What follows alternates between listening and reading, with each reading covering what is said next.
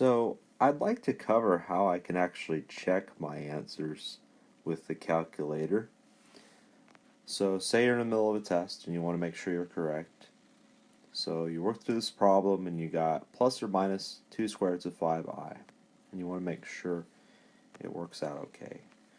Well, on your calculator, you can simply type 8 and then we're going to do the parentheses for multiplying here. So times 2 and then hit second, and that'll allow us to activate the square root button there. So 2 square roots of 5, and then we have to put an end, we have to put another side of the parentheses there, we have to end parentheses.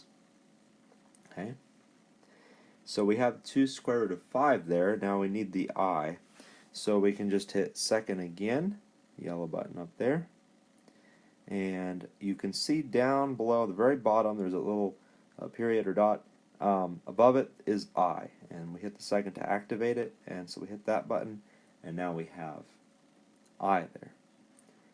Now the last end parentheses that I'm putting here, that's going to close the one we started just after the 8. So now we actually have 8 times 2 square roots of 5i. Okay? And now you know on the original formula we have n squared, so I'm going to have 2 square roots of 5i, and I'm going to square that. So I hit this little upward arrow-like thing. It has a couple names. It's called the hat symbol is one name. We're using it to put the power of 2. So that's squaring it, so just hit 2.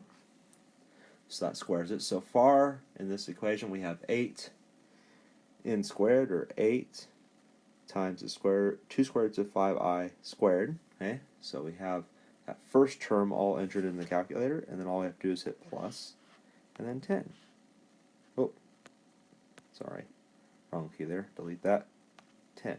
Okay, now I have the entire equation entered into my calculator, replacing n with 2 square roots of 5i. When I press enter, I should get negative 150 if my final answer is correct. Yep. So I know, indeed, my final answer is correct. I can try the negative of that to make sure it works too. I don't want to enter this whole big thing in again, so what I can do is I can press second and then enter. Okay. And that gets back what I had before. All I have to do now is scroll all the way over to my 2 there. Okay. And now what I'm going to do is I'm going to enter in a negative sign right there. So all I have to do is hit the second button. Okay. And then you can see DEL, that stands for delete, that's right beside the left arrow key. Okay. Above it is INS, that stands for insert. So I hit the second button, that's going to activate the INS, the insert command. Okay. So now I'm going to actually be able to insert a negative. You see the 2's blinking right there? I can just hit the negative sign that I normally use in the calculator. And then enter that. Just hit the enter button. And yeah.